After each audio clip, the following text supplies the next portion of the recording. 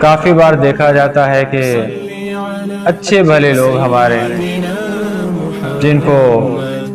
معلوم نہیں ہوتا کہ زائد تکبیرات لگانے کے بعد ہاتھ چھوڑے جاتے ہیں یا باندھے جاتے ہیں۔ کافی لوگ ایسے ہوتے ہیں زائد تکبیریں لگ رہی ہوتی ہیں لیکن جنازے کی تکبیروں کی طرح ان کے ہاتھ ایک ہی جگہ پر رہتے ہیں، ہاتھ اٹھانے کی زحمت نہیں کرتے کیونکہ معلوم ہی نہیں، پتہ ہی نہیں۔ اور کافی لوگ ایسے ہوتے ہیں جو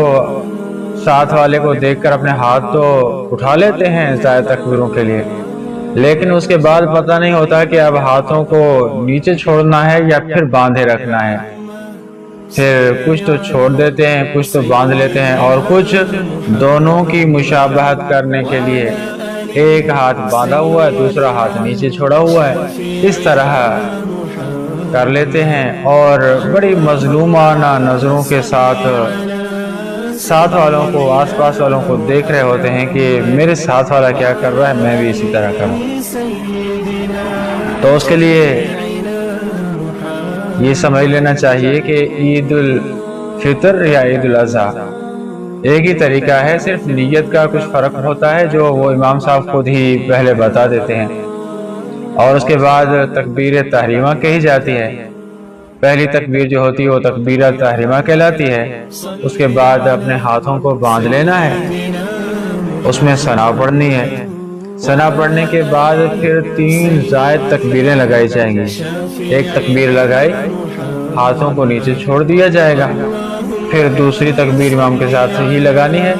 پھر بھی ہاتھوں کو نیچے چھوڑ دینا ہے، اور تیسری زائد تکبیر لگانے کے بعد پھر ہاتھوں کو باندھ لینا ہے۔ باندھنے کے بعد پھر امام صاحب قرأت کریں گے سورہ فاتحہ کی، اور دوسری سورت کی قرأت ہوگی، پھر رکوع، پھر 2 سجدے ہوں گے، سجدے کرنے کے بعد پھر دوسری رکعت کے لیے جب قیام کیا جائے گا تو قیام کرتے ہی امام صاحب اپنی قرأت کو جاری رکھیں گے، سورہ فاتحہ پڑھی جائے گی، اور اس کے بعد دوسری سورت ملائی جائے گی، اور دوسری سورت کے بعد ضم سورت کے بعد پھر آخر میں وہی 3 زائد تکبیریں جو تکبیر تحریمہ کے بعد ہم نے کہی تھی پہلی رکعت میں، وہ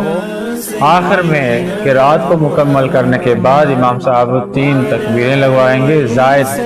ایک تکبیر لگائی، ہاتھ چھوڑے جائیں گے، پھر دوسری تکبیر لگائی، پھر بھی ہاتھ چھوڑے جائیں گے، تیسری تکبیر لگا کر پھر بھی ہاتھ چھوڑے جائیں گے، اور چوتھی تکبیر کہہ کر رکوع میں جایا جائے گا۔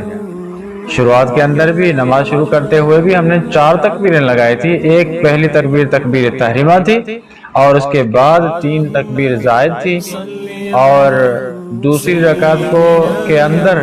ضم سورت کے بعد دوسری سورت کے بعد